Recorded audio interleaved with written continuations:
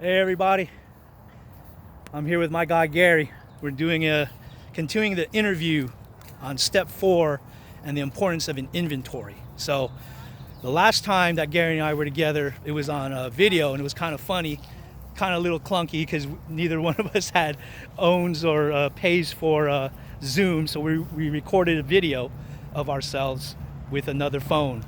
But this time we're here together, keeping social distancing in mind, and we're going to hear from Gary more about the importance of step 4 in doing an inventory. So one of the last things I asked Gary is like, how many people does he think he's sponsored? And he was telling me maybe around 20, 25 people, maybe a little bit more over the years.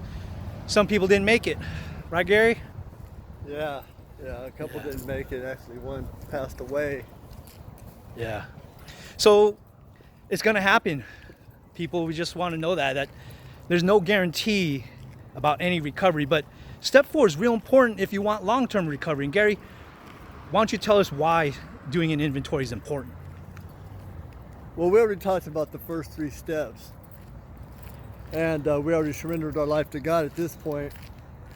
So now's the time for us to actually look at ourselves, at our actions, at the way we're carrying ourselves. So we put things on paper, kind of like a store clerk with items on his shelf. You know what I'm saying? We put them out there. If they're not selling, if they're not beneficial for his company, he's going to get rid of them. So that's what the inventory is about. We start looking at, are we lusting? Are we being selfish? Are we insecure? Are we worried about everything? Yeah, even if are we holding things in like resentments or anger towards other people, right? Exactly. Resentments is the number one cause for people to go out. They start holding in these resentments and they start festering. So the main thing we need to look at is, how are we changing? What do we got to remove to make ourselves better? Okay, so in line with that, that's why we do an inventory, so that we can look at what we're holding on to, what we have inside of us. Well, exactly. I mean, you can take the drugs or alcohol, whatever it is you're going through, away, and you still have you. So what is it that is causing you this how can I say, this misery?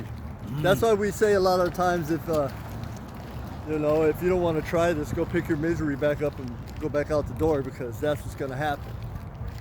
Yeah. So we get to put everything on paper, and 9 times out of 10 you're going to see how selfish and self-centered that you really are, because we were playing the blame game. It was everybody else's fault but ours. It was the pro officer's fault. It was my wife's fault. It was my girlfriend's fault. It was everybody else's fault but ours.